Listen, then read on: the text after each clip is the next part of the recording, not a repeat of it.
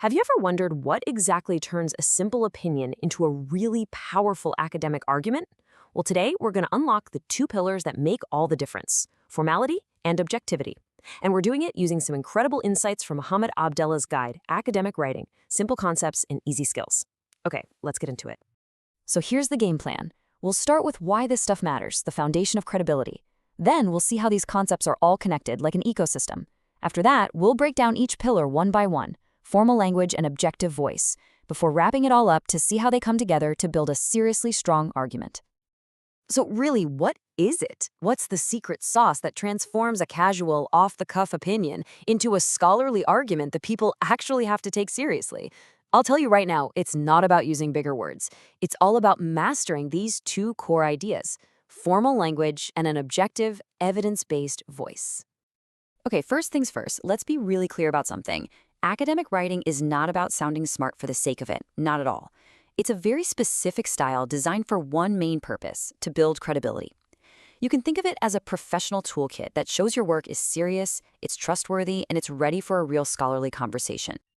Now, that toolkit for credible writing has several key features, as you can see right here. It needs to be formal, well-structured, objective, and super precise, all while being backed up by evidence. For today, though, we're going to zero in on how two of these, formality and objectivity, work together to create that powerful, credible voice we're all after. Now, this is so important to get. These features are not just a simple checklist you can tick off one by one. No, they're a deeply interconnected system where each part actually makes the others stronger. And you know, this quote from Mohammed AbdEllah just nails it perfectly. It is crucial for these features to be orchestrated and integrated. Orchestrated. I mean, I love that word here. It really implies this harmony where every single piece is playing a vital role. So here's the big takeaway from that. Formality isn't something you just sprinkle on top at the end. A lot of the time, formality is actually the result of applying the other principles, right? When your writing is built on a solid foundation of evidence and you present it with an objective voice, it just naturally becomes more formal. All right, let's dig into our first pillar and see how this works. I want you to think of formality as the professional demeanor of your writing. You know, if your argument was a person, formality is how it's dressed. Is it showing up ready for a serious discussion, or is it dressed for a casual chat? So what does formality really mean? Well, it's simply about being serious and following the established rules and conventions of academic talk. And you get there through both the overall structure and, as we're about to see, your specific choice of words.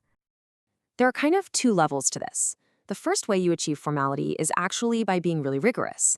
It's a formality you earn by integrating other features, especially things like precision and solid evidence.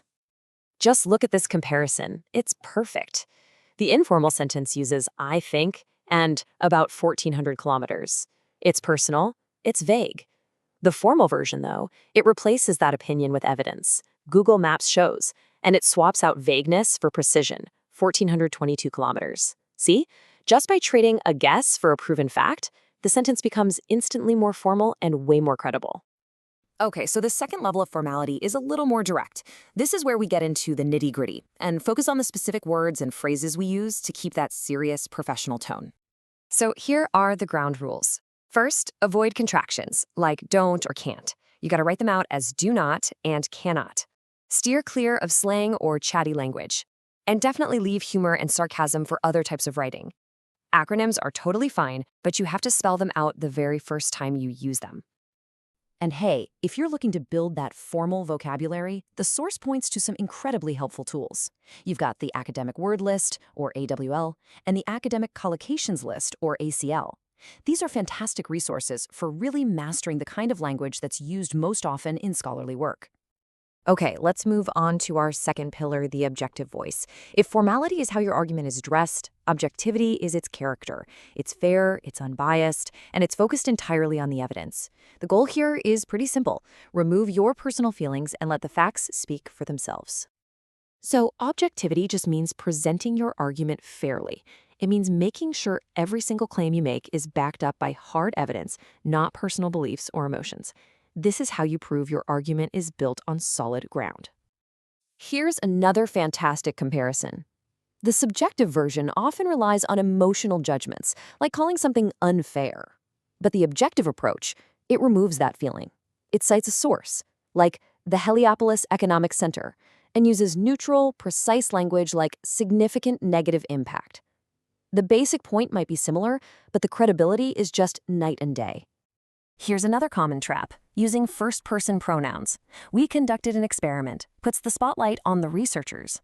But the objective version, this experiment was conducted, puts the focus where it belongs in academic writing, on the experiment itself. It creates a little distance and elevates the work above the people who did it. And just look at the difference in power here. I think is, well, it's a bit weak, right? It's a personal belief. But the findings suggest now that is powerful. It shows your conclusion isn't just your opinion, it's the logical outcome of the evidence. You're letting the evidence make the argument for you. So let's bring it all home. How do these two pillars, formality and objectivity, work together to build a truly solid, credible argument? Well, it's a pretty clear process when you lay it out. You start by grounding your work in evidence and facts. That establishes your objectivity. Then you present that evidence using precise and neutral language. And the natural result of that whole process, an argument that is both formal and incredibly credible. And this right here is the ultimate goal. Mastering these skills isn't just about following rules. It's about totally transforming your voice. You move from being someone who just states opinions to someone who builds arguments so well supported and so professionally presented that they literally demand to be taken seriously. So I'll leave you with this to think about. Now that you have the blueprint, take a moment to reflect on your own work. Which pillar do you think is your weakest point? Is it your word choice and formality, or is it maybe letting your personal voice get in the way of objectivity? Figuring that out is the very first step to building a truly powerful argument.